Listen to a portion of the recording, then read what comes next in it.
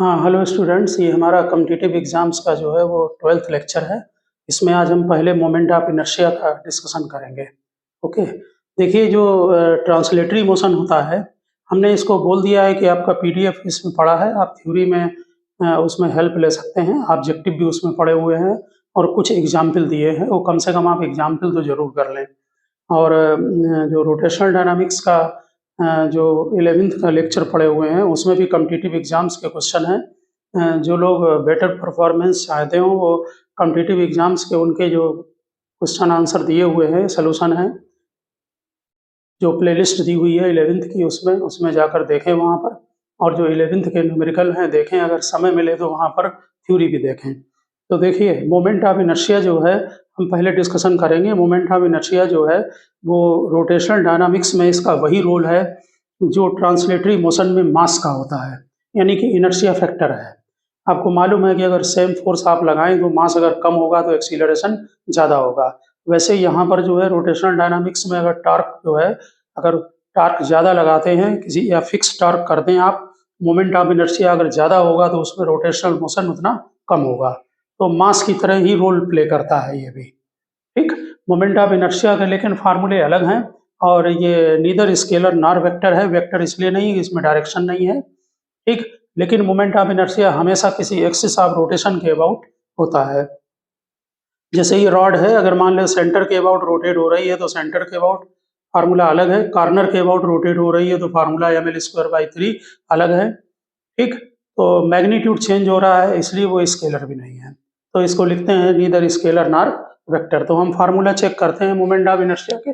देखिए moment of inertia सबसे पहले पार्टिकल का, तो अगर मान लीजिए ये पार्टिकल का मास m है और इसकी डिस्टेंस एक्सिस ऑफ रोटेशन से r है, क्योंकि बिना एक्सिस ऑफ रोटेशन के कभी भी इसको कंसीडर नहीं करें मोमेंट ऑफ इनर्शिया को। ये हमने जो लाइन खींची है ये एक्सिस ऑफ रोटेशन है, तो मोमेंट ऑफ इनर्शिया का फार्मूला यहाँ पर mr² होगा, यानी कि पार्टिकल का मास ले लें, एक्सिस ऑफ रोटेशन से इसकी डिस्टेंस ले लें, उसका स्क्वायर करें और इसमें मल्टीप्लाई कर दें। ठीक, अगर एक्सिस ऑफ रोटेशन पार्टिकल के अंदर से पास हो रहा होगा तो इसका रेडियस यानी कि डिस्टेंस उससे नियरली जीरो है, इसलिए मोमेंट ऑफ इनर्शिया जीरो है। यहाँ पर लिखा हुआ है axis of rotation passing through mass. ठीक, तो एम आई अगर बहुत सारे पार्टिकल्स हैं, मान लीजिए ये एक्सिस ऑफ रोटेशन है, ये एरो लगा के दिखा रखा है, m1 m2 m4 ऐसे मास हैं, इनकी डिस्टेंस एक्सिस ऑफ रोटेशन से r1 r2 r3 है, तो मोमेंट ऑफ इनर्शिया सबको जो है सम करते जाएं, m1 r1 square plus m2 r2 square, और जनरल में sigma i equal to 1 to n mi ri square. अगर कोई रिजिड बॉडी है तो इस तरह से नेचुरल है कि पार्टिकल लेकर आप मोमेंट ऑफ इनर्शिया को नहीं निकाल सकते हैं, इसलिए यहाँ पर जो है कंटिन्यूस बॉडी के लिए जो है वो इंटीग्रेशन टेक्निक यूज होती है। Moment of inertia r² dm होगा। dm जो है वो स्मॉल मास होगा किसी, जैसे मान लीजिए रॉड लिया है तो पार्टिकल लेंगे मास, डिस्क लिया है तो रिंग लेते हैं। तो मास जो है वॉल्यूम इंटू डेंसिटी होता है, डेंसिटी को रो लिखा है, वॉल्यूम को dv लिखा है, स्मॉल पोर्शन है। ठीक, तो रो कांस्टेंट अगर है तो बाहर ले लें r² dv। अगर मान लीजिए प्लेन सीट है और सिग्मा अगर मास पर यूनिट एरिया दिया हुआ है तो फिर सिग्मा r² dA का यूज कर सकते हैं आप।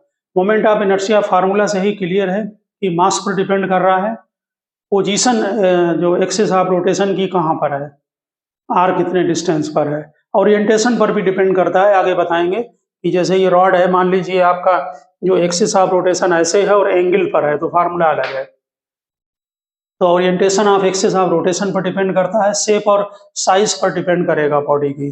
जैसे डिस्क है, अब डिस्क तो साइज उसका सर्कुलर ही है, लेकिन जो है अगर मान लीजिए उसका शेप थोड़ा सा किसी और बॉडी का चेंज कर दें डिस्क की बजाय, तो मोमेंट ऑफ इनर्शिया चेंज हो जाएगा, शेप और साइज पर डिपेंड करेगा। डिस्ट्रीब्यूशन मास का about the axis of rotation कैसा है। ठीक है, अगर मास जो है वो पास में है तो नेचुरल है कि डिस्टेंस उनकी पास में आ जाएगी, तो फिर मोमेंट ऑफ इनर्शिया कम हो जाएगा। जितनी डिस्टेंस यहाँ पर ज़्यादा होगी उतना ही मोमेंट ऑफ इनर्शिया ज़्यादा होगा। इसीलिए डिस्क और रिंग अगर सेम मास के आप लेते हैं तो जो डिस्क है उसमें मास पास पास में है, इसलिए उसका मोमेंट ऑफ इनर्शिया कम है। मोमेंट ऑफ इनर्शिया के रेफरेंस में हम दो थ्योरम होती हैं वो बहुत यूज करते हैं और उनका प्रैक्टिकल यूज हमें आना चाहिए। पैरेलल एक्सिस थ्योरम, ये है I equal to ICM plus mass और डिस्टेंस का स्क्वायर। इसका आप प्रैक्टिकल अच्छी तरह से समझ लें।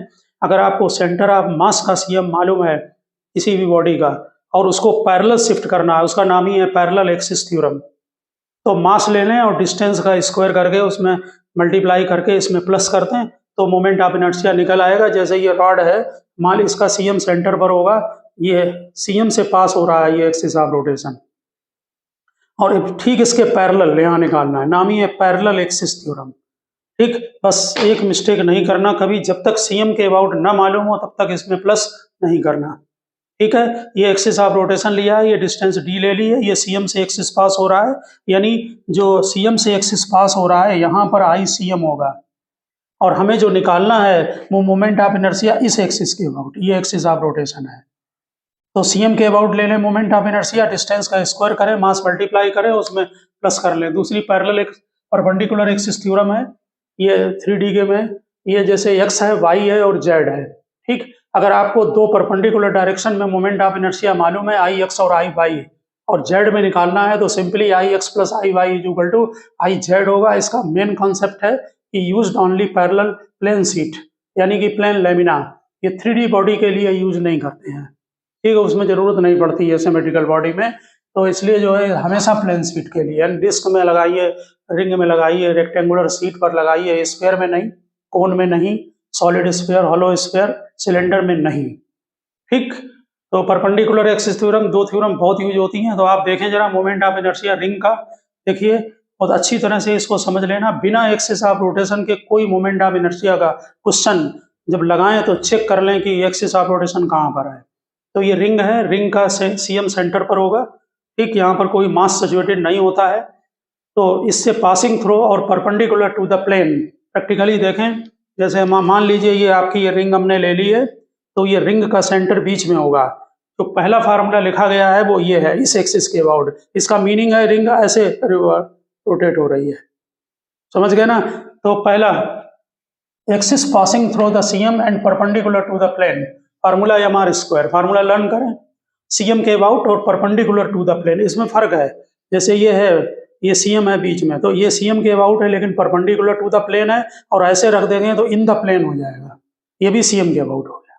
ठीक, तो देख कर कि एक्सिस ऑफ रोटेशन कैसा है, तो आप जरा ध्यान दें, जैसे इस पर आपका एम आर स्क्वायर है और आपको टेंजेंट पे निकालना है ये, लेकिन बिल्कुल इसके सीएम के अबाउट जो निकाला है उसके पैरेलल, क्योंकि नाम है पैरेलल एक्सिस थ्योरम। तो यहाँ पर एम आर स्क्वायर है प्लस ये डिस्टेंस आर है प्लस एम आर स्क्वायर, तो कितना हो गया, ट्वाइस एम आर स्क्वायर। ठीक है, अब मान लीजिए आपको सीएम के अबाउट प्लेन में निकालना हो, तो ये आई जेड मान लें, आई एक्स और ये आई वाई, तो I X plus I Y is equal to I Z, और सिमेट्री से आई एक्स और आई वाई कहीं भी आई एक्स ले लें, डायमीटर के अलॉन्ग बोल देते हैं, तो आई एक्स और आई वाई दोनों इक्वल होंगे, इसलिए इनके हाफ हो जाते हैं। ये एम आर स्क्वायर है तो ये एम आर स्क्वायर बाई 2।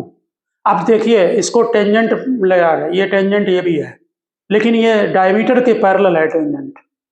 ठीक, और in the plane of ring है, तो यहाँ पर मोमेंट ऑफ इनर्शिया जो है इसका, ये एम आर स्क्वायर, ये एम आर स्क्वायर बाई 2, और इस पर शिफ्ट कर दे तो प्लस एम आर स्क्वायर कर लें, यानी कि 3/2 एम आर स्क्वायर। चेक करें, ये मोमेंट ऑफ इनर्शिया डायमीटर के सीएम से पास हो रहा है, axis passing through the CM and in the plane, तो इसमें लगाएं I X plus I Y is equal to I Z, ये आई जेड है पेन के अलॉन्ग, ये आई एक्स, ये आई वाई, कहीं भी ले लें आई एक्स 90 पर, तो I X plus I Y is equal to I Z, I X I Y दोनों इक्वल हैं, आई वाई की जगह आई एक्स लिखें तो 2 I X is equal to M R square, तो आई एक्स और I Y M R square by 2 हो गया।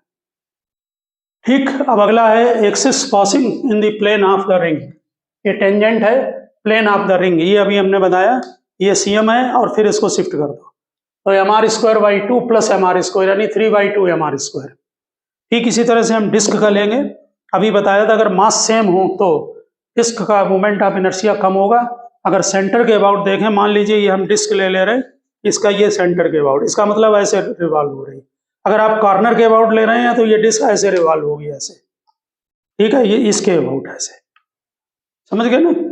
तो M I of the disc, center के about, perpendicular to the plane, passing through लिखा है CM and perpendicular to the plane M R square by 2। अब बिल्कुल इसको शिफ्ट करो, ये M R square by 2 parallel shift कर दो, ये टेंजेंट है लेकिन परपेंडिकुलर टू द प्लेन है, तो M R square by 2 plus M R square, कितना हुआ 3/2 एम आर स्क्वायर। अब सीएम के अबाउट डायमीटर के अलॉन्ग, तो आई एक्स, ये आई जेड है, I X plus I Y is equal to I Z, तो इसका हाफ कर दिया करें, ये एम आर स्क्वायर बाई 2 है, ये एम आर स्क्वायर बाई 4 होगा। अब इसको ऐसे पैरेलल शिफ्ट कर दो तो M R square by 4 plus M R square यानी 5/4 एम आर स्क्वायर। देखिए यहाँ पर दिया है, ये आपका जो है हमने परपेंडिकुलर वाला शिफ्ट किया है, M R square by 2 plus M R square 3/2 M R square.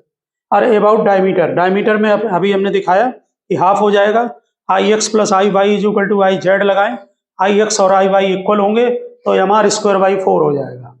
हाँ देखिए जो एम आई ऑफ डिस्क है आपकी वो about the tangent in the plane of the disc, ठीक, ये इसके अबाउट ये टेंजेंट है और प्लेन में है।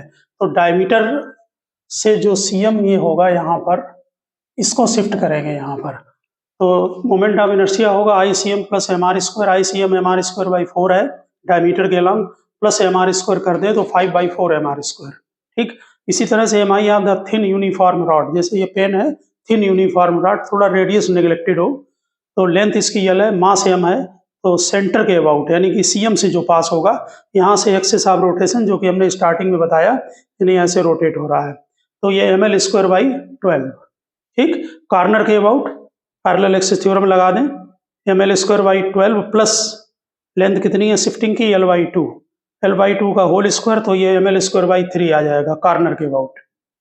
और इसके डिस्क और रिंग के सेम फार्मूले सिलेंडर में भी हैं, M I of hollow cylinder about CM, ये सिलेंडर का जो एक्सिस है ये इसके सरकमफ्रेंस की जो होगा उसके प्लेन के ये पैरेलल है, यानी कि जो आपका ये बेस है और इसको कट करते हुए जाएगा, इसका एम आर स्क्वायर यानी रिंग के बराबर है, ठीक। सॉलिड का जो है वो इसी एक्सिस के about M R square by 2, axis जरूर ध्यान रखना।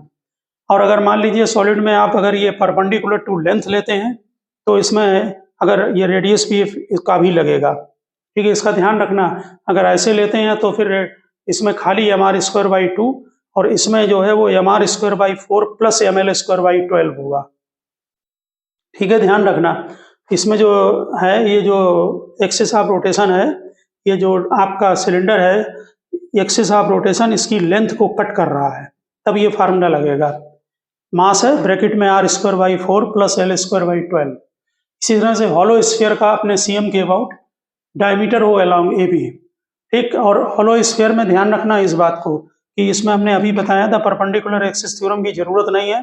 जैसे ये कोई स्फीयर है, अब इसमें आप कहीं पर भी डायमीटर के अलॉन्ग निकालें, चाहे ऐसे निकालें चाहे इस तरफ से, बस सेंटर से पास होना चाहिए। तो डायमीटर के अलॉन्ग जो है वो हॉलो अगर स्फीयर है तो 2/3 M R square, 2/3 M R square, और अगर टेंजेंट करेंगे तो 2/3 M R square plus M R square tangent के अबाउट, तो 5/3 एम आर स्क्वायर। इसी तरह से सॉलिड स्फीयर का अपने सेंटर के अबाउट 2/5 एम आर स्क्वायर यहाँ के अबाउट, और अगर टेंजेंट होगा शिफ्ट कर दें तो 7/5 एम आर स्क्वायर, क्योंकि 2/5 एम आर स्क्वायर में एम आर स्क्वायर को प्लस कर देंगे तो 7/5 एम आर स्क्वायर आ जाएगा। हाँ अब आप ये देखिए M I of solid sphere about the tangent, ये सॉलिड स्फीयर है और सरफेस पर ये टेंजेंट डाला है, तो सीएम के about moment of inertia solid sphere का आपको मालूम है 2/5 एम आर स्क्वायर, इसको यहाँ पर शिफ्ट कर दें एम आर स्क्वायर तो ये 7/5 एम आर स्क्वायर हो जाएगा, ठीक है ना। और ये आपका M I of rectangular plate है, इसकी प्लेट की लेंथ एल है, विड्थ बी दी हुई है। यहाँ पर ध्यान रखना कि जैसे मान लीजिए हमें ये एक्स एक्सिस लिया है और ये वाई लिया है, ये दोनों प्लेन में है, और ये जेड एक्सिस होगा पेन के अलॉन्ग, तो एक्स एक्सिस है सीएम से पास हो रहा है, तो इसका जो मोमेंट ऑफ इनर्शिया है जिस लेंथ को ये कट करता है, जैसे रॉड का पढ़ते हैं ना, रॉड का लेंथ एल होता है तो उसका एम एल स्क्वायर बाई 12, ठीक। तो यहाँ पर उसी तरह ये लेंथ विड्थ वी कट हो रही है तो एक्स के अबाउट जो होगा तो एम बी स्क्वायर बाई 12, और जब ऐसे लेंगे वाई एक्सिस के अबाउट तो लेंथ एल कट हो रही है तो एम एल स्क्वायर बाई 12। अब जब जेड में लगाएंगे तो नेचुरल है I X plus I Y होगा, तो एम आई आप perpendicular plate and passing through the CM, तो I Z is equal to I X plus I Y, इन दोनों को ऐड कर दीजिए तो ये आ जाएगा आपका रेक्टेंगुलर प्लेट का। अगर स्क्वायर प्लेट है तो नेचुरल है इसमें दोनों साइड इक्वल होंगी, हमने साइड को स्मॉल ए ले लिया है, तो एक्स एक्सिस के अबाउट जो एक्स एक्सिस बनाया है प्लेन में है प्लेट के, एम ए स्क्वायर बाई 12 होगा, वाई के about M A square by 12 होगा, ठीक। दोनों को प्लस कर दें तो एम ए स्क्वायर बाई 6 हो जाएगा। इस पर जरा ध्यान रखना आप लोग, ये एम आई ऑफ रेक्टेंगुलर बार है। रेक्टेंगुलर बार में क्या है कि जैसे मान लीजिए आप कोई कॉपी या कोई वो लेते हैं, तो जैसे ये हमने बुक ले ली तो ये रेक्टेंगुलर बार बन गई आपकी, ठीक है ना। तो ये रेक्टेंगुलर बार में क्या है कि आप अगर एक थिन शीट लेते हैं, इसकी थिन प्लेट, तो इसका मोमेंट ऑफ इनर्शिया ये होगा ml square B square by 12। यहाँ पर हमने इसकी जो रेक्टेंगुलर बार है उसकी साइड ए ली है और ये ब्रेथ बी ली है, ठीक। तो जो थिन प्लेट होगी उसका जो मास होगा वो स्मॉल मास डीएम लेंगे, डीएम। तो यहाँ पर डीएम डालेंगे और ऐसे डीएम मास को टोटल प्लस करते जाइए, इंटीग्रेट कर दीजिए हाइट तक, तो उसका इंटीग्रेशन डीएम का एम हो जाएगा। यानी इसमें रेक्टेंगुलर बार का वही फार्मूला है जो इसका प्लेट का है। हमने इसमें नीचे की जो साइड है वो ए और बी ले ली है, इसकी जो हाइट सी होगी वो उस फार्मूले के अंदर नहीं आएगी, ठीक है ना। ये जो है साइड हाइट सी, इसका इसमें इंक्लूड नहीं होगा, तो इसका फार्मूला और प्लेट का सेम होता है, ध्यान रखना। आप समझ गए होंगे, एक थिन प्लेट का मास डीएम लेंगे, उन प्लेटों को ऐड करते जाइए तो टोटल मास कैपिटल एम हो गया। तो moment of inertia M A square B square by 12 होगा। ए और बी बेस की जो है वो लेंथ और ब्रेथ है, ठीक। इसी में अगर हम कार्नर के अबाउट निकालेंगे तो नेचुरल है कि सेंटर से कार्नर तक की डिस्टेंस लगेगी। ये नीचे का जो पूरा डायगोनल होगा वो root A square plus B square होगा और उसका हाफ लगा दें, तो शिफ्ट कर दें root A square plus B square by 2 का होल स्क्वायर, तो वही रॉड की तरह बन गया आपका M A square B square by 3 आ गया यहाँ पर, ठीक। इसी तरह से अगर ये क्यूब होगा तो क्यूब में ए और बी दोनों साइड इक्वल होंगी, तब इसी फार्मूला में ए और बी इक्वल कर दीजिए तो एम ए स्क्वायर बाई 6 आ जाएगा, ठीक है ना। यहाँ पर ए और बी दोनों इक्वल हो गए, ठीक। यहाँ पर अगर कोण का ध्यान रखना, अगर हॉलो कोण है तो एम आर स्क्वायर बाई 2 होता है। आर यहाँ पर रेडियस है, लेकिन ये जो मोमेंट ऑफ इनर्शिया है ये इस एक्सिस के अबाउट है जो सीएम से पास हो रहा है और वर्टेक्स से भी जा रहा है, ठीक। और इसी तरह से जो सॉलिड कोण का फार्मूला है वो सेम एक्सिस पर, इस पर वो 3/10 एम आर स्क्वायर है।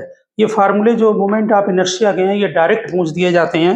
अब हम इनके मेन कॉन्सेप्ट पर जाएंगे, फार्मूले आप पहले इनको लर्न कर लें। हाँ, अब आप जरा मोमेंट ऑफ इनर्शिया के फार्मूलों के बाद अब इनका जरा इम्प्लीमेंटेशन देखें कि कैसे हम इनके कॉन्सेप्ट को यूज करेंगे। जैसे ये कोई डिस्क है, इसका ये सेंटर ऑफ मास है और इसका मास कैपिटल एम है। यहाँ पर जो इसका एम आई होता है सेंटर के अबाउट, सी एम के about perpendicular to the plane, आपको मालूम है एम आर स्क्वायर बाई 2 होता है। अगर हम इस डिस्क का एक पार्ट ले लें, ठीक, और उसका मास एम हो, तो इसका मोमेंट ऑफ इनर्शिया का जो फार्मूला है वो अपने ओरिजिनल जो पॉइंट था, यानी कि ये पॉइंट ओ है सेंटर, उसी के अबाउट मोमेंट ऑफ इनर्शिया के फार्मूले सेम होते हैं, लेकिन यानी एम आर स्क्वायर बाई 2। लेकिन ये ध्यान रखना यहाँ पर मास इसका है, टोटल का नहीं है। जैसे इसको हाफ पार्ट कर दें और इसका मास अगर एम ले लें तो उसका 2m हो जाएगा, अगर n पार्ट कर दें तो n इंटू एम हो जाएगा, ठीक। यानी कि किसी भी सिमेट्रिकल बॉडी का एक पार्ट अगर लेते हैं तो उसका मोमेंट ऑफ इनर्शिया अपने पुराने पॉइंट के अबाउट जो है वो वही होगा जो ओरिजिनल बॉडी में होता है। जैसे ये सेमी सॉलिड स्फीयर है, इसका मोमेंट ऑफ इनर्शिया तुम्हें मालूम है कि जो सेंटर के अबाउट जो मोमेंट ऑफ इनर्शिया होता है सीएम के अबाउट वो 2/5 एम आर स्क्वायर है। तो इसको अगर कट करके हमने हाफ पार्ट ले लिया तो इसका फार्मूला भी 2/5 एम आर स्क्वायर होगा, मास इसका होगा। यानी टोटल का अगर यहाँ मास ले लेंगे तो 2 m हो जाएगा। ध्यान रखना, मास उसी बॉडी का जिसका एम आई आप निकाल रहे हैं। इसी तरह से सेमी हॉलो स्फीयर है, इसका अगर इस एक्सिस के अबाउट लेते हैं कट करने के बाद तो 2/3 एम आर स्क्वायर होगा। यहाँ हमने एक बहुत इंपॉर्टेंट पॉइंट डिस्कस किया है कि अगर हम इसमें भी कर सकते हैं, इसमें यहाँ पर निकालें एम आई तो पैरेलल एक्सिस थ्योरम लगेगी। लेकिन अच्छी तरह से ध्यान रखना, ये इसीलिए हमने क्वेश्चन दिया है कि बिना सीएम को निकाले ये जब आप सेमी हॉलो स्फीयर लेंगे तो ये जो लाइन है वो सीएम से पास नहीं हो रही है, ये टोटल स्फीयर में हो रही थी लेकिन हाफ पार्ट में नहीं हो रही है। इसका मतलब आप इसको शिफ्ट नहीं कर सकते हैं। Formula I is equal to I C M plus mass into distance D का स्क्वायर, शिफ्टिंग डिस्टेंस। तो इस एक्सिस के अबाउट जो था वो 2/3 एम आर स्क्वायर है। पहले आप यहाँ पर ध्यान दें, ये हमने x और x डेस लिया है, सीएम यहाँ पर है, हॉलो स्फीयर में सीएम r/2 पर आता है, वो चेक करें सीएम के लेक्चर में वहाँ दिए हुए हैं। तो आई x डेस होगा I C M plus mass और r/2 का होल स्क्वायर। इससे पहले आई सी एम निकालें तो इसको हमने लेफ्ट में ले जाकर इसे माइनस कर दिया। अब जब ए डेस के अबाउट निकालेंगे ऊपर टेंजेंट के अबाउट, तो आई सी एम प्लस फिर ये डिस्टेंस r/2 है, तो मास r/2 का होल स्क्वायर। इसकी वैल्यू पुटअप करें तो ये दोनों कैंसिल हो जाएंगे और सेम फार्मूला आएगा। लेकिन ये सेम फार्मूला सॉलिड में नहीं आएगा, ठीक है, क्यों? इसका CM R/2 पर नहीं होता है। CM के फार्मूले आप लर्न करें, ठीक है ना? तो जैसे ये कोई आपको वो दी गई है, ये सर्कुलर प्लेट है और ये स्क्वायर प्लेट है।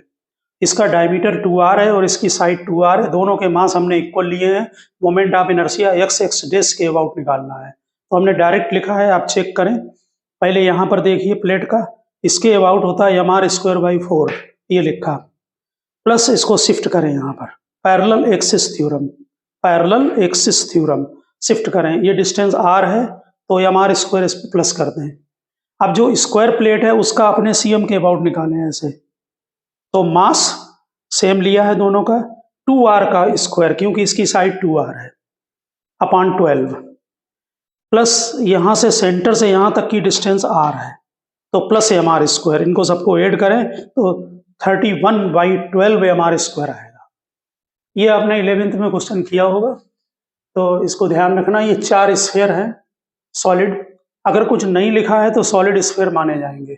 इनकी साइड A है और ये स्क्वायर के कॉर्नर पर लगे हुए हैं। स्क्वायर में रॉड नहीं है, उनका कोई मास नहीं है।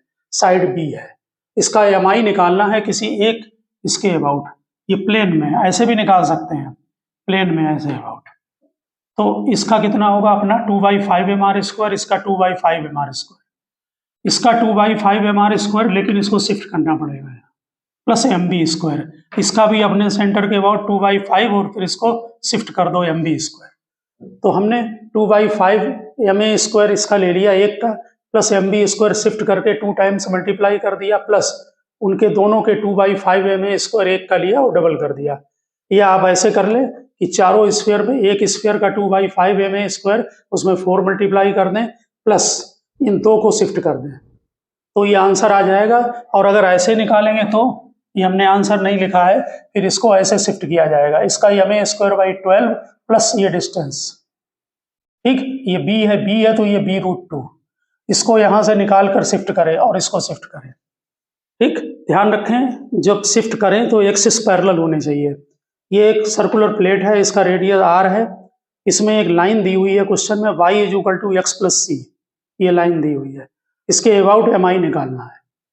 तो पहले तो लाइन को ड्रा कर लेना। x को 0 करें तो y c आएगा, y 0 करें तो x - c आएगा। ये हमने लाइन बना ली, स्ट्रेट लाइन आप प्लॉट कर लेंगे।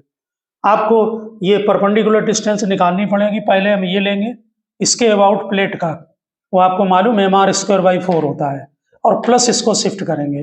तो यहाँ ओरिजिन से इसमें परपेंडिकुलर डाल दें, चाहे आप परपेंडिकुलर का कोऑर्डिनेट में फार्मूला लगा दें, और या फिर ये दोनों c इक्वल है तो ये 45 होगा, तो sin 45 परपेंडिकुलर अपॉन हाइपोटेनस यानी कि c, तो ये c/√2 आ गया। तो अपनी लाइन के अबाउट है, ये हमने लिख दिया moment of inertia about line, mr²/4 plus mass और c/√2 का होल स्क्वायर, इसमें प्लस कर। ठीक से क्वेश्चन लगाएंगे तो लग जाएंगे। ये रॉड है, ये और ये एक्सिस ऑफ रोटेशन है, यानी कि ये रॉड इस तरह से अटैच है, ये एक्सिस ऑफ रोटेशन है और रॉड ये है। ये रॉड ऐसे रोटेट हो रहा है, बीच में भी हो सकता है ऐसे, और कहीं अलग भी हो सकता है, ठीक है ना। तो ये कॉर्नर के अबाउट हो रहा रोटेट। इसके मोमेंट ऑफ इनर्शिया का फार्मूला 1/3 ml², एल रॉड की लेंथ है, मास है रॉड का, sin² अल्फा। इनके डेरिवेशन जो प्लेलिस्ट है मोमेंट ऑफ इनर्शिया की, जो 11th और उसकी, उसमें डिटेल में दिए गए हैं। अगर आपको कहीं करना हो तो आप वहां से देख सकते हैं। यहाँ पर अगर अल्फा 90 डाल दें तो नेचुरल है कि रॉड ऐसे हो जाएगा, और इसका तुम्हें मालूम है कॉर्नर के अबाउट ml²/3 होता है, इसमें भी अल्फा 90 डाल के रख सकते हैं।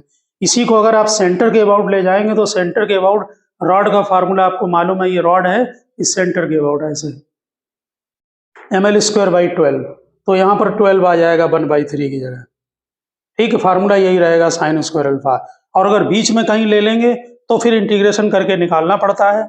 आप उनको, उसके लिए आप प्ले लिस्ट में देखें अगर जरूरत हो तो।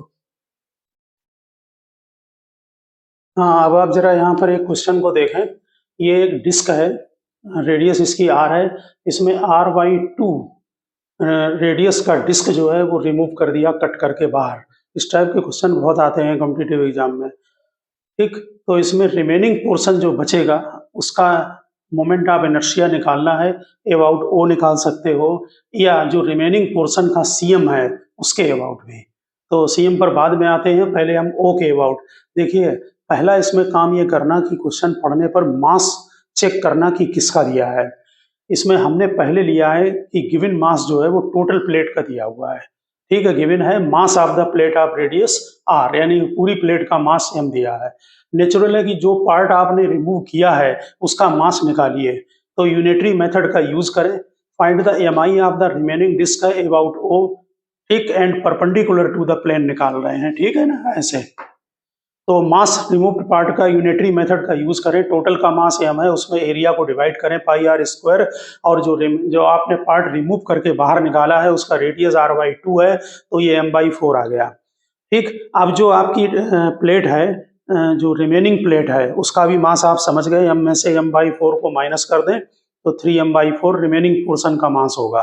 अब सबसे पहला काम ध्यान दें, पूरी प्लेट का मोमेंट ऑफ इनर्शिया इसके अबाउट निकालेंगे। ये सुपरपोजिशन प्रिंसिपल है जो कि फिजिक्स में हमने बहुत जगह यूज किया है। टोटल प्लेट का एमआई इसके अबाउट, जिसके अबाउट पूछा गया है, फिर रिमेनिंग प्लेट का जो कट की प्लेट, सॉरी रिमूव्ड पार्ट का एमआई इसी पॉइंट के अबाउट, और फिर उसको माइनस कर दें। तो टोटल प्लेट का अपने सेंटर के अबाउट, एक एक टर्म ध्यान से देखना, MI of total plate about CM mr²/2 होगा, जिसे हमने I1 ले लिया, ये तुम्हें मालूम है फार्मूला। अब MI of removed part about O, ये रिमूव्ड पार्ट है, इसका ओ के अबाउट। तो देखिए पहले रिमूव्ड पार्ट का सीएम के अबाउट निकालिए, फिर उसको शिफ्ट करें। ठीक, तो I2 जो हमने लिया उसको ICM प्लस शिफ्ट हम इसको कर रहे हैं, और इसका मास m/4 है। शिफ्टिंग में md² लिखते हैं ना, तो मास m/4 है, और शिफ्टिंग की जो डिस्टेंस है, जो रिमूव्ड पार्ट है उसका सेंटर ओडेस है, तो ये शिफ्टिंग की डिस्टेंस है जो कि r/2 है। तो ये डिस्टेंस d की जगह r/2 का स्क्वायर डालें। ठीक, यहाँ पर ध्यान दें, ICM जब लिखेंगे इसका सेंटर ऑफ मास जो है अपने सेंटर ऑफ मास के अबाउट mi, तो हाफ इसका मास m/4 है, रेडियस इसकी r/2 है, फिर प्लस, और ये शिफ्टिंग क्या है, ये आ जाएगा 3/32 mr²। ठीक, अब टोटल का mi जो आपने निकाला है I1O के अबाउट, उसमें से I2 को माइनस कर दें तो आपका 13/32 mr² आ जाएगा। ठीक, अब ध्यान दें, अब mi निकाला है, अगर ये पूछा जाए mi about the CM of the remaining plate, यानी तो जो रिमेनिंग प्लेट होती है, जब इस प्लेट को हम कट करके बाहर निकाल देंगे तो सेंटर ऑफ मास वाले, हमने लेक्चर में आपको बताया है, इसे आपको ध्यान रखना है कि जो रिमेनिंग प्लेट है उसका सीएम r/6 पर हो जाएगा। ठीक, नहीं तो फिर पेपर में निकालना पड़ेगा, ये रिमेनिंग प्लेट का सीएम होगा अब, यानी कि जो प्लेट इतना कट करने के बाद बची है उसका सीएम। ठीक, तो क्या करें, फार्मूला होता है I/O के अबाउट निकाला आपने, सेंटर के अबाउट, यहाँ के अबाउट। ठीक है, अब ये रिमेनिंग प्लेट का सीएम है, O यहाँ पर है, तो सेंटर जो था पूरी प्लेट का, उसका जो सीएम होगा वो ICM प्लस, अब रिमेनिंग प्लेट का मास कितना है, क्योंकि अब हम शिफ्टिंग के लिए रिमेनिंग प्लेट का मास लगाएंगे, तो m-m/4। ठीक, जो रिमूव्ड पार्ट है उसके मास को माइनस कर दिया, शिफ्टिंग की डिस्टेंस d जो कि r/6 डाली जाएगी। ठीक है ना, और इसमें ICM निकाल लें, क्योंकि रिमेनिंग प्लेट का वो सीएम है, तो 13/32 आप निकाल चुके हैं, इसमें से ये माइनस कर दें। मास का ध्यान रखना अच्छी तरह से, तो ये रिमेनिंग जो प्लेट होगी कट करने के बाद उसके सीएम के अबाउट मोमेंट ऑफ इनर्शिया आ जाएगा। ध्यान रहे, आप डायरेक्ट भी इसका कैलकुलेशन कर सकते हैं। ध्यान से सुनना कि ये टोटल प्लेट का सीएम यहाँ सेंटर पर होगा, ठीक, और रिमेनिंग प्लेट का यहाँ पर होगा, तो टोटल प्लेट का इस पॉइंट पर निकालें, ठीक, r/6 पीछे, और फिर जो रिमूव्ड पार्ट है उसका यहाँ पर निकालें शिफ्ट करके, और माइनस कर दें तो तब भी ये आंसर आ जाता है। ठीक, यानी सीधा प्रिंसिपल ये है, आपको मास और डिस्टेंस का बहुत ध्यान रखना पड़ेगा कि किसी भी पॉइंट के अबाउट यहाँ पर mi निकालें, टोटल प्लेट का निकालें और उसमें रिमूव्ड पार्ट का निकालें, वो निकल आएगा। लेकिन जब पैरेलल एक्सिस थ्योरम यूज करें तो अच्छी तरह से ध्यान रखना कि वो ICM प्लस मास और डिस्टेंस का स्क्वायर होता है। ठीक, अब यहाँ पर देखें, देखिए इस टाइप के क्वेश्चन में कभी कभी आंसर मैच नहीं करते हैं। उसमें क्या है कि जो मास दिया है वो पूरी प्लेट का दिया रहता कभी कभी, और कभी कभी रिमेनिंग प्लेट का देते हैं। अगर मास क्वेश्चन में नहीं गिवन है तो वो रिमेनिंग प्लेट का माना जाएगा। जैसे मान लीजिए ये पेन है और इसमें ये कवर लगा हुआ है, अगर हम आपसे ये कहें कि ये कवर को निकालने के बाद बचे हुए पोर्शन का मोमेंट ऑफ इनर्शिया बताएं सीएम के अबाउट, तो हम मास किसका लेंगे, तो हम रिमेनिंग पोर्शन का लेंगे, इसलिए क्योंकि हम उसका पूछा गया है mi।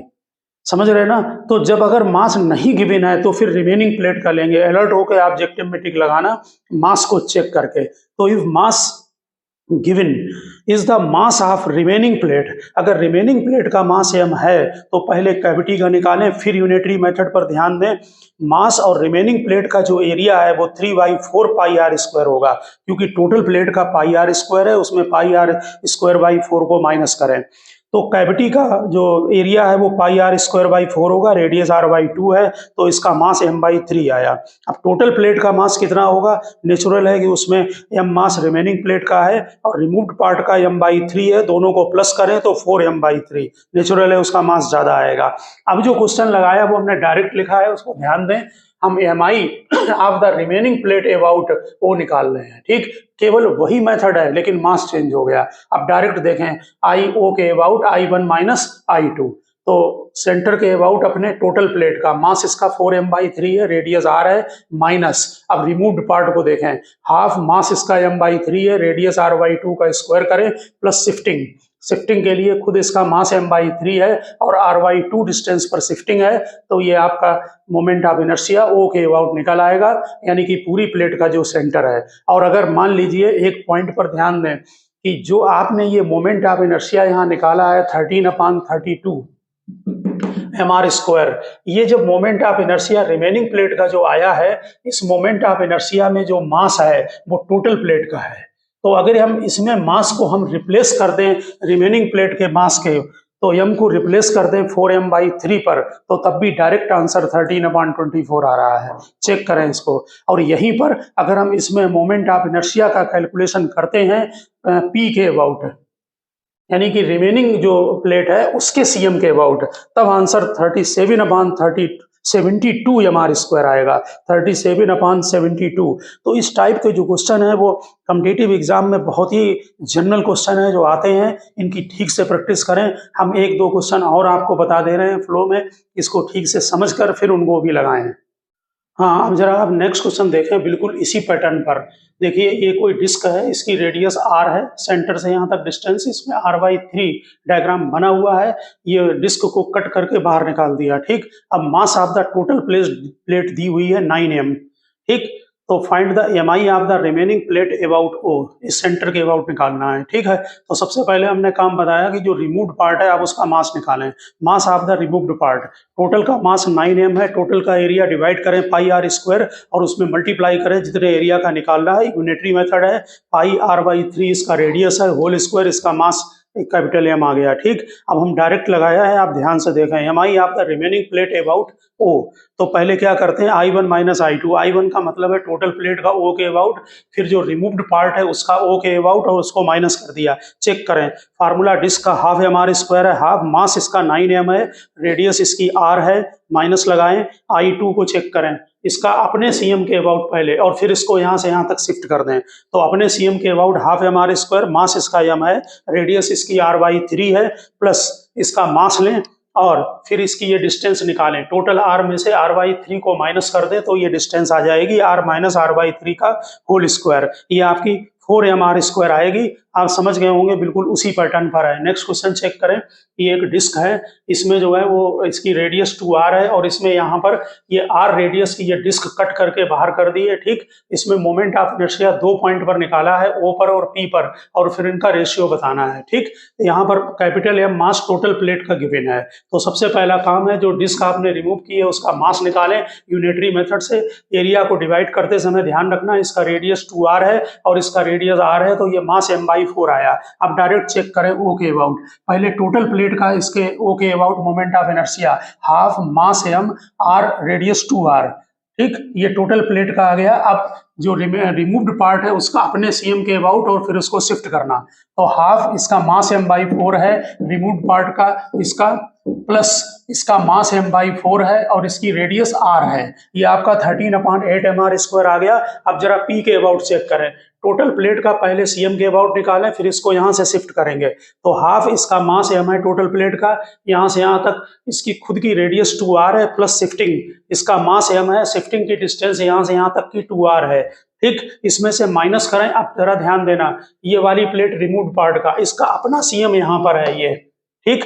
तो हाफ इसका मास m/4 है, इसकी रेडियस r² है, प्लस शिफ्टिंग करें, इसका मास m/4 है, शिफ्टिंग की डिस्टेंस चेक करें, यहाँ डायग्राम में हम बना रहे हैं ये वाली होगी, इसमें पाइथागोरस लगाएं, ये 2r है, ये r है, तो ये डिस्टेंस आ जाएगी √5r। सीधी डिस्टेंस अर्थमेटिक के हिसाब से निकालें, √5r का स्क्वायर करें तो ये 37/8mr² आ जाएगी, दोनों को डिवाइड कर दें तो 37/13, जो कि ये फिलअप करना था, नियरली 3 आंसर लिया गया है। ये क्वेश्चन बिल्कुल अलग टाइप का है मोमेंट ऑफ इनर्शिया का, और टिपिकल क्वेश्चन है, थोड़ा हाई लेवल का, इसको ध्यान दें। इसमें मोमेंट ऑफ इनर्शिया जो निकाला गया है उसमें डेंसिटी वेरिएबल है, तो इसमें ओरिजिनल फार्मूला यूज होगा। देखिए, density of the sphere varies, rho is equal to rho 1 plus small r upon r। Small r variable होता है हमेशा, कैपिटल R इसकी रेडियस है, रो0 कांस्टेंट है, रो वेरिएबल डेंसिटी है। Find the mi of the sphere about diameter, diameter के about जो है वो डेंसिटी निकालनी है, ठीक, sorry, moment of inertia calculate करना है। तो सबसे पहला काम, वेरिएबल होने की वजह से यहाँ से स्मॉल r डिस्टेंस पर, ये पूरा स्फीयर है, यहाँ से r डिस्टेंस पर एक हॉलो स्फीयर की एक स्ट्रिप बनाई, ठीक, ये हॉलो स्फीयर होगा। इसका मास पहले निकालना पड़ेगा, डीएम, ये रो dv होगा, रो की वैल्यू वहां से पुटअप करें, dv आपको मालूम 4πr² dr होगा इसका वॉल्यूम, ठीक, और इसको 0 से r, यहाँ पर सॉरी, ये dm निकल आया, ठीक। अब इसका पहले मोमेंट ऑफ इनर्शिया निकालें हॉलो स्फीयर का, तो हॉलो स्फीयर का मोमेंट ऑफ इनर्शिया का फार्मूला 2/3mr² है, तो 2/3 मास इसका dm लिया है, r² इसकी रेडियस स्मॉल r है, ठीक। dm की वैल्यू यहां से उठाकर इसमें पुटअप करें और टोटल मोमेंट ऑफ इनर्शिया के लिए 0 से कैपिटल R इंटीग्रेट कर दें, कैपिटल R इसकी टोटल रेडियस है, ठीक। तो ये 44/45 पाई रो0 r पावर 5 हो जाएगा, ठीक। अब इसका जो आंसर दिया था ऑब्जेक्टिव पे वो मास के टर्म्स में दिया हुआ है, रो के टर्म्स में नहीं दिया था, तो इसलिए मास को इसमें कन्वर्ट करना पड़ेगा। तो टोटल स्फीयर का मास जो है कैपिटल M दिया है, आपने स्ट्रिप का मास dm लिया है, उसको 0 से कैपिटल R इंटीग्रेट करें तो यहाँ पर ये आपका जो है वो मास इसके इक्वल आ गया। यहाँ से पाई रो0 r पावर q को बाहर करें, ये 3m/7 आएगा, जिसकी यहाँ पर शिफ्टिंग कर दें तो यहाँ पर ये फार्मूला 44/105 mr² आ गया, ठीक है ना। तो ये अलग टाइप का क्वेश्चन है, इसमें डेंसिटी वेरिएबल दी है, अदर में डेंसिटी जो है आपको वो कांस्टेंट दी गई थी, तो थोड़ा सा ये इसको ध्यान रखना, बाकी पहले वाले क्वेश्चन को आप ठीक से करें। हाँ, देखिए, जैसे ये कोई डिस्क है, इसमें एक पॉइंट और ध्यान रखना कि जैसे ये डिस्क होती है, आपको मालूम है कि इसका z एक्सिस के about moment of inertia mr²/2 होता है। अगर डायमीटर के लॉन्ग निकालें, x हमने पहले ये लिया है ब्लैक कलर से, ये y लिया है, तो ix और iy इक्वल होते हैं, जो कि mr²/4 होते हैं। लेकिन हम x और y 90 डिग्री पर हैं, हम x डायरेक्शन कहीं भी ले सकते हैं, जैसे हमने ये x डैश ले लिया, ये y डैश ले लिया, तो ix डैश y डैश भी mr²/4 आएगा। इसका मतलब हम ये लिख सकते हैं यहाँ पर कि ix और ix dash is equal to iz।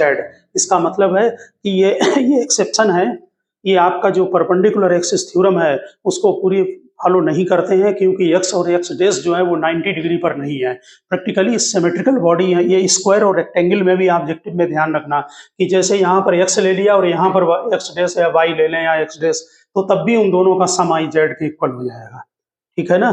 तो यानी कि दोनों 90 डिग्री पर नहीं है, तब भी सिमेट्रिकल बॉडी में हम दो एक्सिस अगर ले लें तो वो कोई भी ले लें कितने भी एंगल पर, तो उनका सम i z के इक्वल हो जाएगा। अब आप यहाँ देखें radius of gyration, radius of gyration simple सी बात आप समझ लें, जैसे ये कोई डिस्क है, इसका मोमेंट ऑफ इनर्शिया आपको मालूम है परपेंडिकुलर सेंटर से अबाउट जो है वो mr²/2 होता है। अब अगर हम डिस्क को हटाकर, इसका मास m है, इसकी रेडियस r है, हम इसी पॉइंट O से, ये इसका सेंटर O है, O से k डिस्टेंस पर एक पार्टिकल रख दें k पर, तो आपको ध्यान दें इसका मोमेंट ऑफ इनर्शिया mk² होगा, और इन दोनों को इक्वल कर दीजिए, जो k है वो r/√2 आया, इसको रेडियस ऑफ गायरेशन बोलते हैं।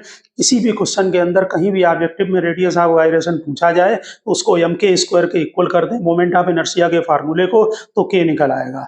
यानी कि बॉडी की जगह एक पार्टिकल को हम कितनी डिस्टेंस पर रखें, उसी एक्सिस के अबाउट, जिस एक्सिस के अबाउट आपने मोमेंट ऑफ इनर्शिया निकाला है उससे कितनी डिस्टेंस पर रखें, वो जो कि मोमेंट ऑफ इनर्शिया दोनों का सेम हो, तो वो जो डिस्टेंस k है वो रेडियस ऑफ गायरेशन कहलाती है। इसी में अगर हम रिजिड बॉडी को नंबर ऑफ पार्टिकल n में डिवाइड कर लें इक्वल मास के, और उनमें एक एक पार्टिकल को निकालते रखते जाएं मोमेंट ऑफ इनर्शिया, तो रेडियस ऑफ गायरेशन का ये फार्मूला बन जाता है √r1² r2²। ये डिस्टेंस है स्मॉल m जो बहुत सारे पार्टिकल्स में आपको डिवाइड किया है उसकी एक्सिस ऑफ रोटेशन से, और ये नंबर ऑफ पार्टिकल है तो इससे भी निकल आता है।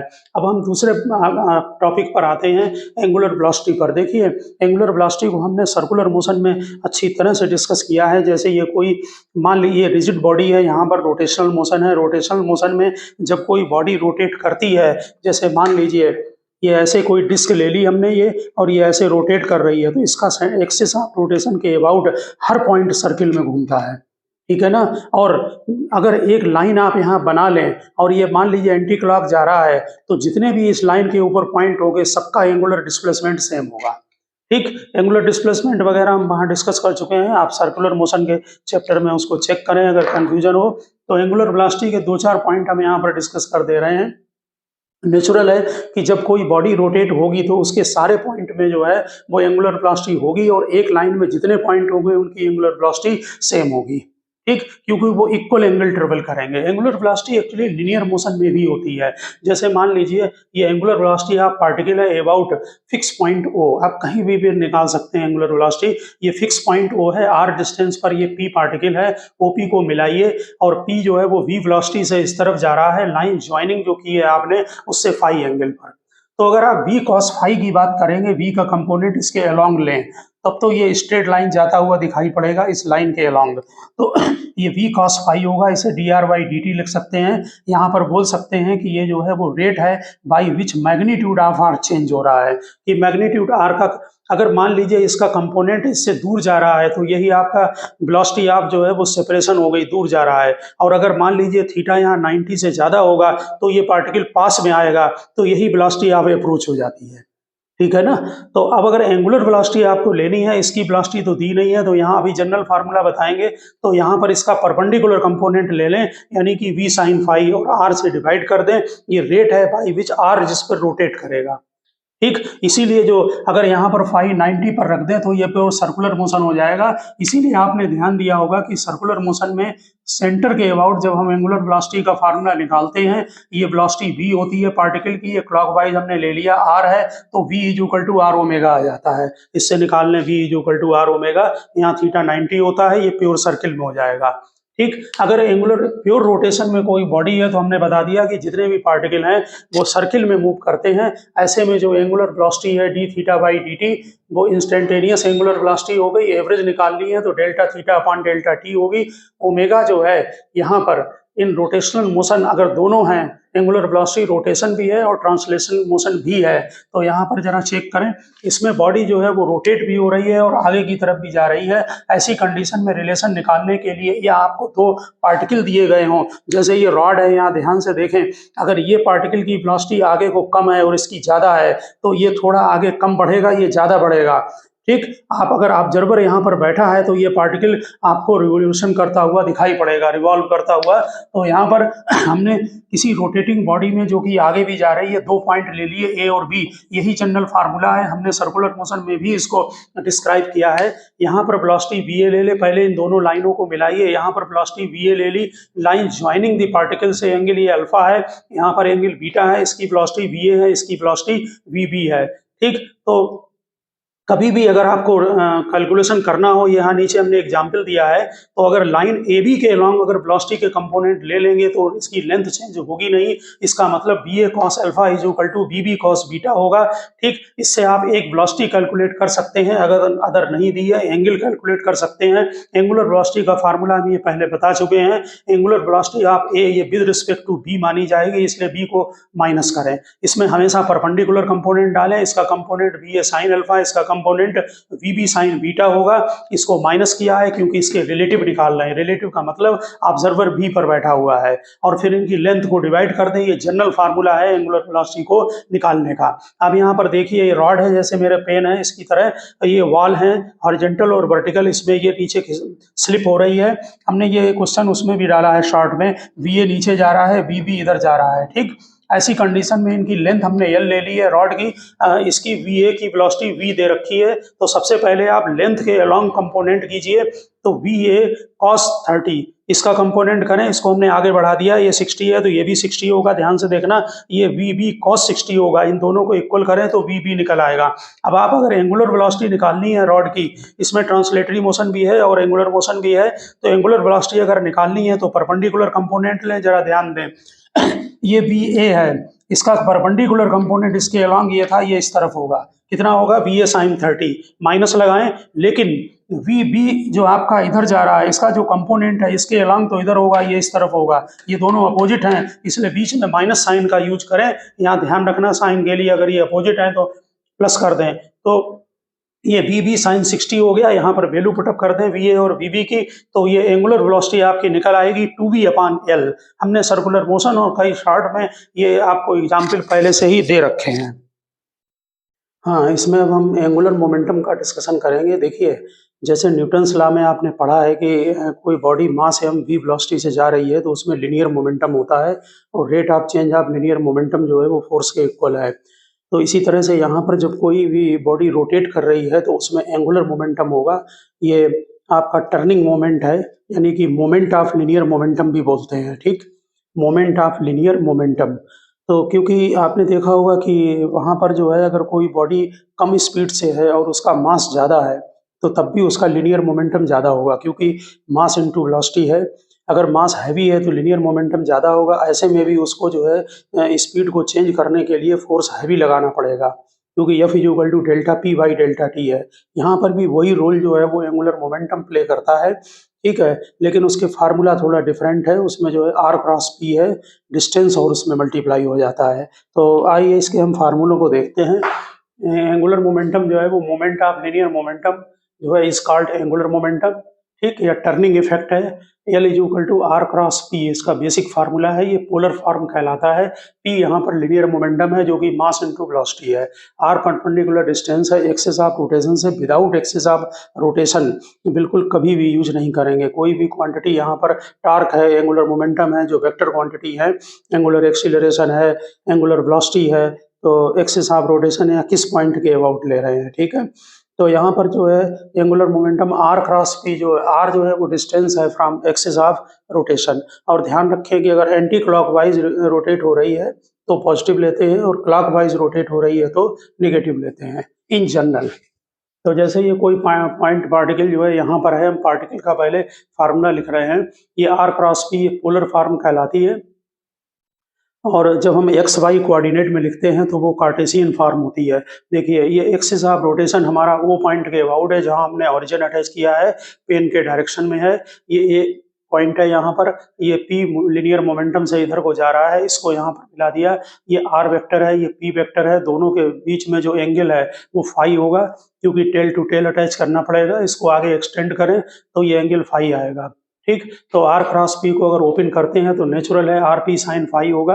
यहाँ पर अगर हम P को बैक ले जाएं और इससे हम एक्सिस ऑफ रोटेशन से हम परपेंडिकुलर डाल दें तो यहाँ पर ये जो डिस्टेंस D आती है ये R साइन फाई के इक्वल होगी, इसलिए हम linear momentum into perpendicular distance से भी इसको डिफाइन कर सकते हैं, यानी कि पार्टिकल का लीनियर मोमेंटम ले लीजिए और परपेंडिकुलर डिस्टेंस डाल दें, कहाँ से, एक्सिस ऑफ रोटेशन से, ठीक। यहाँ पर एक पॉइंट ध्यान रखना, ये टॉर्क में भी है और एंगुलर मोमेंटम में भी है। जैसे मान लीजिए ये एक्सिस ऑफ रोटेशन है और कोई पार्टिकल जो है वो आपका बॉडी यहाँ पर है, तो इसका जो प्लेन है वो तो ये प्लेन हुआ, तो आप परपेंडिकुलर अगर इस पॉइंट के अबाउट ले लें एक्स एंगुलर मोमेंटम तब भी वैल्यू इतनी होगी, अगर हम ऊपर के किसी पॉइंट पर ले लें तो तब भी मैग्नीट्यूड उतना ही आएगा, लेकिन डायरेक्शन चेंज हो जाता है। देखिए, थोड़ा अगर ध्यान से समझने की कोशिश करें, जैसे ये पार्टिकल ऐसे सर्किल में मूव कर रहा है और हमने अगर ऊपर कोई पॉइंट ले लिया, पहले यहाँ लें पॉइंट लेवल में, इस लेवल पे मूव कर रहा है कोई पार्टिकल, ठीक है। जब कोई रिजिड बॉडी रोटेट करती है तो उसके सारे पार्टिकल सर्किल में मूव करते हैं, तो यहाँ पर R का वेक्टर ये होगा और P का ये है मान लीजिए, ठीक। तो जब R क्रॉस P लगाएंगे तो उसका डायरेक्शन ये आएगा। अब ऐसे रखते हैं R क्रॉस P, पहले R से P को ग्रेस्प करेंगे तब ये आएगा, लेकिन अगर मान लीजिए हम किसी ऊपर के पॉइंट पर ले लें तो यहाँ पर ऐसे ये आपका इंक्लाइंड होगा R, क्योंकि पार्टिकल यहाँ पर है, ठीक, ऐसे में जो डायरेक्शन होगा एंगुलर मोमेंटम का हर समय चेंज हो रहा है। आगे हमने सर्किल में इसको डिस्कशन भी किया है, लेकिन ऐसे में जो एंगुलर मोमेंटम के दो कंपोनेंट होते हैं, वो एक कंपोनेंट जो है वो इसके अलोंग होता है, दूसरा कंपोनेंट इसके परपेंडिकुलर होता है। तो पॉइंट ध्यान रखना, क्योंकि एक क्रैश कोर्स है, डिटेल इसका उसमें है, यहाँ ध्यान देना कि जो एंगुलर, इसका मीनिंग ये है कि angular momentum axis of rotation के किसी भी पॉइंट के अबाउट लिया जाए, लेकिन उसकी वैल्यू सेम रहती है। तो वैल्यू सेम नहीं होती है, लिखते हैं हम थ्योरी में, उसके दो कंपोनेंट होते हैं। एक कंपोनेंट होता है एक्सिस ऑफ रोटेशन के अलोंग, वो इफेक्टिव होगा, और एक होगा परपेंडिकुलर, तो परपेंडिकुलर वाला इफेक्टिव नहीं होता है। समझ गए ना बात? तो यहाँ पर ध्यान रखना, आप जनरल स्टेटमेंट ऑब्जेक्टिव के लिए यही लिखेंगे कि एक्सिस ऑफ रोटेशन के किसी भी पॉइंट पर अगर एंगुलर मोमेंटम लिया जाए, तो कॉन्सेप्ट भी ध्यान रखना कि वो सेम होता है, उसके दो कंपोनेंट होते हैं। एक कंपोनेंट एक्सिस ऑफ रोटेशन के परपेंडिकुलर होता है, जो इफेक्टिव नहीं होता है। फिर ध्यान रखना ऑब्जेक्टिव में कैसे वो आंसर देते हैं। तो लीनियर मोमेंटम, ये दूसरा पार्ट देखें इसका।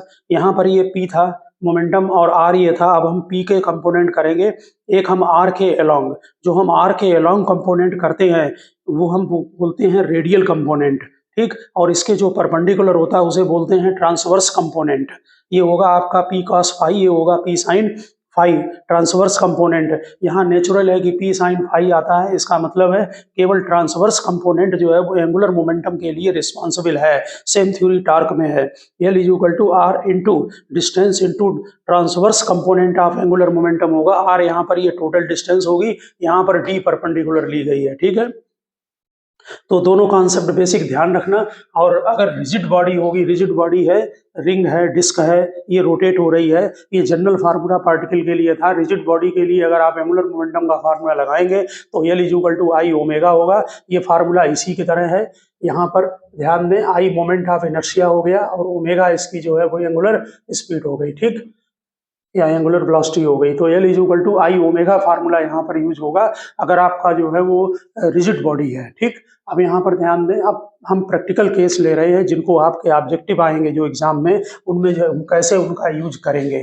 जैसे ये एंगुलर मोमेंटम ऑफ पार्टिकल है मूविंग विद लिनियर वेलोसिटी, जो कोई पार्टिकल लिनियर वेलोसिटी से जाता है तो तब भी उसमें एंगुलर मोमेंटम होता है स्ट्रेट लाइन में। ये देखिए स्ट्रेट लाइन पाथ में कोई पार्टिकल यहाँ पर जा रहा है इससे सीधे, और एंगुलर मोमेंटम निकालना है हमें ओ पॉइंट के अबाउट, ठीक। तो फार्मूला लगाएं यही वाला, M B R sine phi, P is equal to M B लिख दिया है, साइन फाई आ गया। यहाँ पर ध्यान देना, ये पॉइंट, ये डिस्टेंस आर होगी, यहाँ से यहाँ तक की ये डिस्टेंस आर है, और ये फाई है तो ये भी फाई होगा। ये जो डिस्टेंस है डी, ये आर साइन फाई होगी। तो हम मास इनटू वेलोसिटी और सीधे परपेंडिकुलर डिस्टेंस का मल्टीप्लाई कर दें तो स्ट्रेट लाइन में हमें एंगुलर मोमेंटम निकल आएगा। मास इनटू वेलोसिटी, वेलोसिटी यहाँ मैग्नीट्यूड है, स्पीड होगी, और परपेंडिकुलर डिस्टेंस ले लें। अगर ऑब्जर्वर सामने खड़ा हुआ है, या समझ लें कि हम इस पॉइंट के अबाउट निकालेंगे तो फिर जीरो होगा, क्योंकि यहाँ कोई परपेंडिकुलर डिस्टेंस नहीं होगी। कोई पार्टिकल अगर ऑब्जर्वर यहाँ पर खड़ा है और सामने पार्टिकल जा रहा है तो फिर एंगुलर मोमेंटम जीरो होगा, क्योंकि परपेंडिकुलर डिस्टेंस नहीं होगी और वो आपको रिवॉल्व करती हुई नहीं दिखाई पड़ेगा। पार्टिकल साइड में होना चाहिए, ठीक है। यहाँ के अबाउट ऊपर नीचे निकालें, सामने के पॉइंट पर नहीं, वहाँ जीरो आएगा।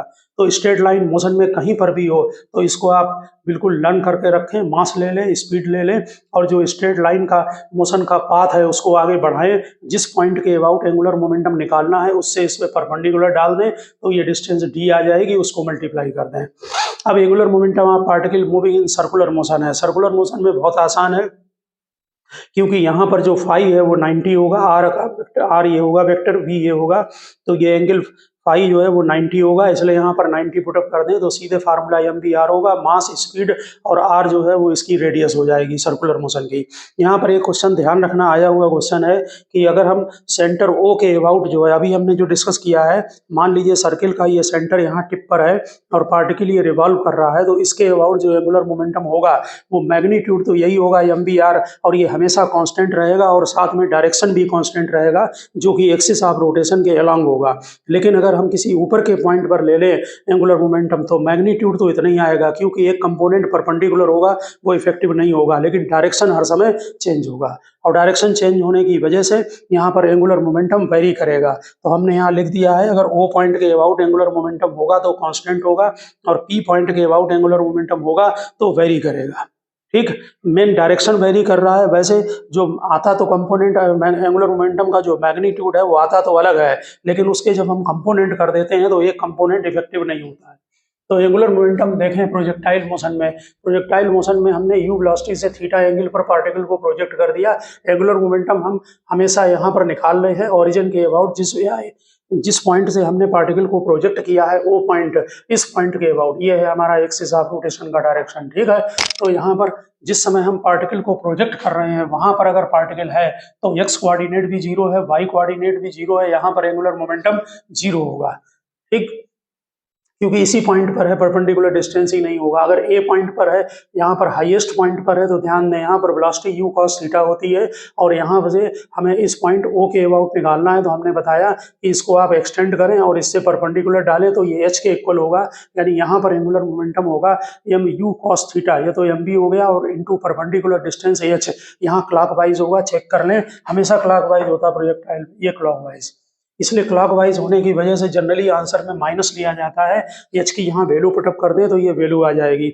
इसी तरह से लोअर मोस्ट पॉइंट पर अगर प्रोजेक्टाइल में एंगुलर मोमेंटम निकालना है इस पॉइंट पर, तो इसके दो कंपोनेंट की वेलोसिटी के, एक यू कॉस थीटा होगा, दूसरा यू साइन थीटा होगा। यहाँ के एंगुलर मोमेंटम ओ पॉइंट के अबाउट निकाल रहे हैं, इसलिए यू कॉस थीटा ये सामने है, इसलिए इसका एंगुलर मोमेंटम नहीं होगा, यानी कि जीरो होगा, केवल यू साइन थीटा का होगा।